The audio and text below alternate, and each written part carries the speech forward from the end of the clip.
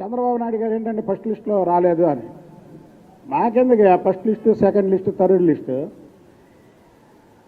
మేము చంద్రబాబు నాయుడు గారు నా గుండెల్లో ఉంటాడు.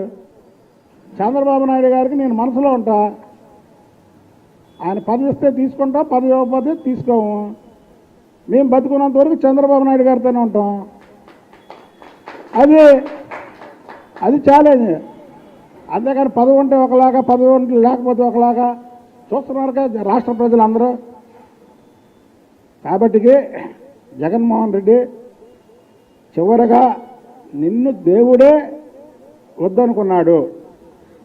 నువ్వు కొవ్వు కలిపిన నెయ్యిలో లడ్డూను తయారు చేసినటువంటి జగన్మోహన్ రెడ్డి నన్ను చూడడానికి వీలు లేదు అని నీ నోటితోనే ఆ మాట పలికించాడు.